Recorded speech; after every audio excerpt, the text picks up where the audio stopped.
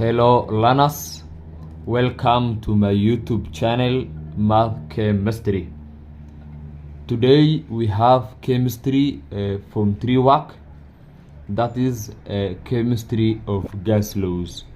We have lesson 2. Remember we had the previous lesson, that is lesson 1. We discussed the Boyle's law. We have looked at the definition of the Boyle's law, molecular explanation of the Boyle's law, graph of the Boyle's law, and so on. So today here we have lesson 2. Our lesson 2 is the Child's law. We want to discuss now the Child's law. The first part, we have the definition of the Child's law. Let's say now its definition. NB, Child's law, it deals with the relationship between the volumes of a fixed mass of a gas with its temperature at constant pressure. How do we define? It states that the volume of a fixed mass of a gas is directly proportional to its absolute temperature at constant pressure. Here we have at constant pressure. One thing that you should know in this definition is most students, you go for temperature. If you go for temperature, it is wrong. The word is the absolute temperature. Now, how are we defining this Child's law? We're saying it is directly proportional to the absolute temperature, meaning always for this gas law we say there is 3 factors that affect them for Child's law. Before I look for the Child's law, there are 3 factors that affect them. The variables, one it is the volume, another one it is the pressure, and another one it is the temperature.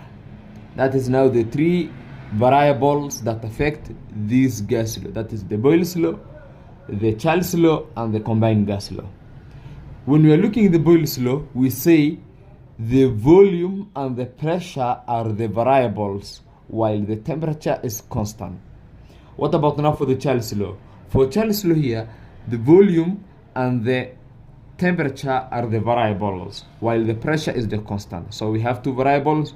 We have volume and temperature being the variable, and the pressure is constant.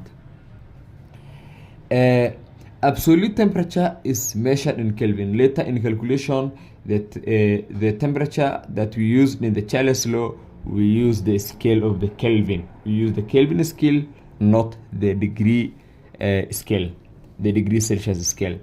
Let's go now to the second. We have molecular explanation of the Child's law. How do we explain the Child's law molecularly? We have this simple experiment. We have a flask here, narrow glass tube, and we have round bottom flask. This is the initial colored water position. This is the after warming, after a little bit warming, this is the level of the colored water. It drops, you see.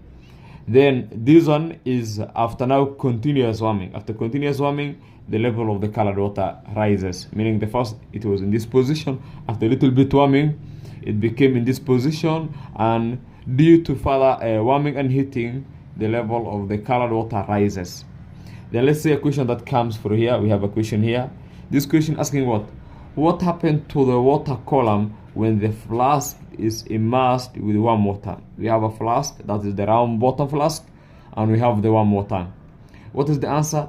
When the flask is immersed in a trough of warm water, the column of colored water first drops, meaning the column of this colored water initially, it first drops, then moves up steadily, then it moves up.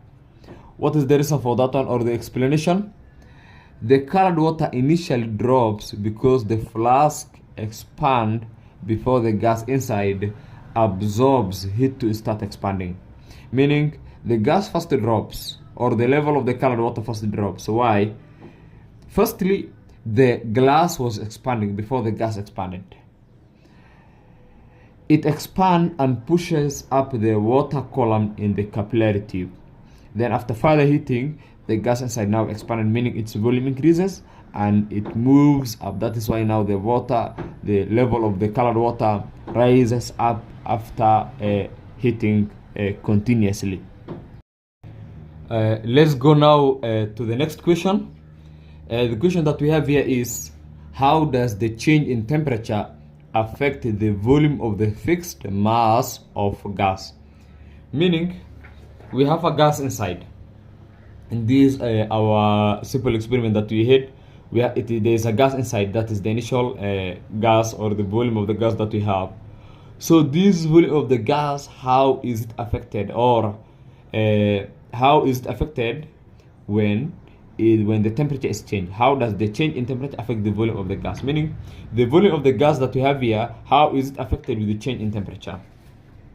So the answer is what? Increase in temperature of a fixed mass of a gas causes an increase in the volume of the gas. Meaning, if you increase the temperature, also the volume increases. That is now how does the change in temperature affecting. Meaning, as we increase the temperature, also the volume increases. Why?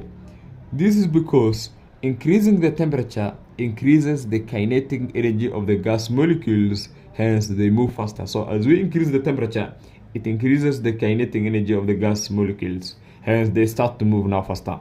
As the particles move faster, this increases the number of collision between the gas molecules and the walls of the container. So the general point that we're getting here is, as the temperature is increased, also the volume of a fixed mass of a gas increases. Next, let's see now the graph of Charles' law. The graph of Charles' law is a straight line. So its graph, it depends on two scale that you can use. Here is the scale of the degree, and here is the scale of the Kelvin. In the scale of degree, it starts negative 273. Why? Always at 0 degrees Celsius, for it to be equal to 0 Kelvin, we subtract now minus 273. 0 minus 273, it starts now from the negative 273 Kelvin. So 273 Kelvin, it becomes now as a straight line. Or we use the graph of the Kelvin, where you see here is a straight line. So the graph of the Charles' law is a straight line. Next, let's say now the implication of the Charles' law. How does Charles' law implies? The law implies that when the volume increases, also temperature increases, and the vice versa. We are seeing now that from the molecular formula. How does the change in temperature? We see that one now from the molecular explanation of the Charles' law. We have seen that how does change in temperature affect the volume of a fixed mass of a gas. So we have seen as the temperature increases, also the volume increases. That is now our implication for the Charles' law. The law implies that when the volume increases, also temperature increases, and the vice versa. So here we have, as the volume increases, meaning smaller volume increasing, volume increasing, volume increasing, volume increases. Likewise now to the temperature. We have now a small temperature, the temperature increasing, temperature increasing, temperature increasing, temperature increasing. Why both of them are increasing? Remember from the definition we have the volume and the temperature, absolute temperature, they are direct proportion. Meaning if one increases, also the other one increases. But if you remember back the Boyle's law, if one increases, the other one was decreasing. Why? It was in direct proportion. Let's see now the mathematical expression of the Charles' law. How Charles' law is expressed mathematically. So for Charles' law, what affects now is the volume and the absolute temperature. So we had the volume of a fixed mass of a gas is directly proportional to the absolute temperature, that is to the temperature. So volume we can abbreviate as B is equal to T. Let's introduce now the constant K. So you have V equal to KT. Can we get the constant only? Yes, over T over T. So K equal to V over T. Let's compare now to two gases. Comparison to two gases. How can we compare now to two gases? Let's say if we have two gases, we are going to have V1 over T1 equal to V2 over T2. And this is now the formula of the Charles' law. The formula that we used, or the formula of Charles' law that we use in application question or in calculation of the questions. Let's say now the temperature interconversion. When doing calculation in Charles' law, the Kelvin scale is used. The scale that is used in Charles' law is the Kelvin. To convert degrees Celsius to Kelvin, we add 273. Example, convert the following temperatures into Kelvin scale. So we have 25 degrees. Let's add now 25 degrees with what? 273, because to change from degrees Celsius to Kelvin, we add 273. So what are we going to have? Let's say we have 25 plus 273 is equal to what? We have here 298 Kelvin. Also we have another one here, we have negative 20. Always we add 273, negative 20 plus 273. What are we going to have? Let's say we have negative 20 plus 273. That is 253. So it is equal to 253 Kelvin. Let's go now to next, that is to convert from degrees Celsius to Kelvin. Next, let's see how to convert from Kelvin to degrees Celsius again. To convert to degrees Celsius, to convert Kelvin to degrees Celsius. How can we convert? Subtract 273. Let's say example here, convert the temperatures to degrees Celsius. So to convert to degrees Celsius, we subtract 273. So we have here 298 minus 273. What are we going to have? Let's say we have 298 minus 273. That is 25 degrees. So it is equal to 25 degrees Celsius. What about here? We have 125. We do 125 minus 273. What are we going to have? Let's say we have 125 minus 273. That is negative 148 degrees. Negative 148 degrees Celsius. Let's say we have 250.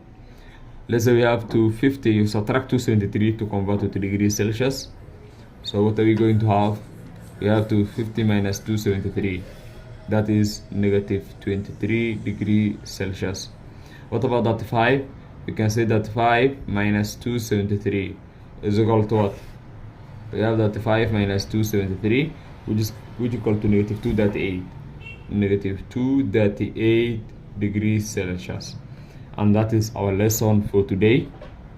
Here we have self-trial questions. Try this question and share the answer in the comment section. Also, make sure you subscribe to our channel, you like it, comment and share to your friends. Welcome.